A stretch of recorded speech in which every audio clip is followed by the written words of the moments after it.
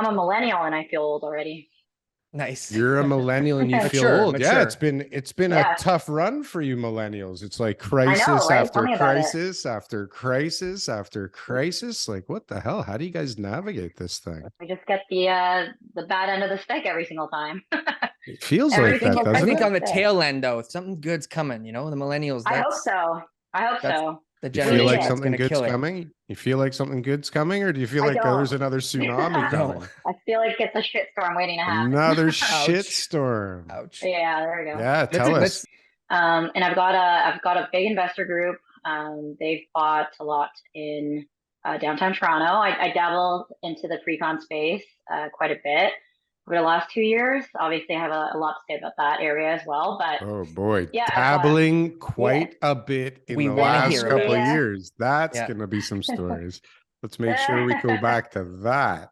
Yeah, but I mean, there's investors or slash speculators, whatever you want to call them, who do believe, in the bullish Toronto condo market. So Hmm. they're out there. Are they Obviously, local or are they from another country? most of them are actually Canadian. Yes, you could call them non-local. It depends, but by status, yes, they They're are all local. Yeah, yeah, local. yeah. By Yep. status there. Okay, so Very got few it. times is it somebody who is like not a resident in Canada investing in Canada. Like I know we've done the Correct. studies, and the last one obviously was like the 2017 market where they were saying it's like, I don't know, 3 to 5% or whatever. But I look at the offers. So when I get all the offers, I look, where's this guy? Where's this guy? They're all Canadians. They're all people Yeah. who are here one way or another. Nobody's like, hold on, my clients in India, and there's a time zone difference, and I need the irrevocable to like that never happens. They might Yeah. be on Yeah. vacation Yeah. or something, but it's never like Exactly. a foreign like entity. Yeah. So Yeah.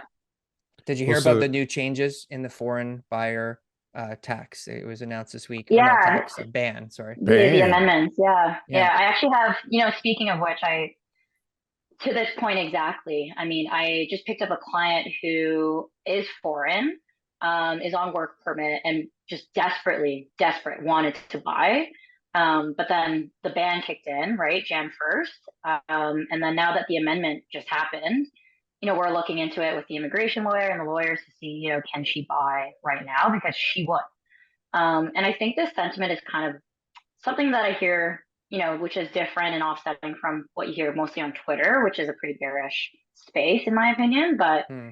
there are immigrants coming here with money. I think that is, a fact. It may not be the volume of immigrants, maybe, but there are a handful or, a bucket of these immigrants who can come here and just purchase a property in Enough to cash. buy the current inventory levels, right? Right. Right. Exactly. Exactly. And so, I mean, I'm always shocked myself, right? When someone comes in there and offers, cash up front and are ready to go on day one. So, and I think a lot of people forget that real estate, there's a lot of numbers to real A estate, lot right? of And we numbers. both know that. We all know that, right? Here, like, We but both the know average, that. I don't know about yeah. TK, but we both know. Emotion. I'm all emotion. Hard on my sleeve. Yes, yes, but yeah, and then I think the biggest learning actually factor for me being as a salesperson now is that with this career, exactly that, TK. It's an emotion game. It's a psychological game. There's so much to the human brain that you just can't explain, Yeah. right? Like it's so many studies that we can do, but at the end of the day, if someone's gonna make a decision just purely on emotion, that's something that we can't analyze. No, and as So a just realtor, more often than not, we don't want to, right? Because it's like, exactly, hey, all exactly. right, buy it, no problem. I tried to warn them, like, hey, You chose to go into real estate. That was where your Yep. passion lied. And now you're out there ah, helping why people. though? What was the allure? What Why? got you? Was it TikTok? Did they make it seem like it was so easy?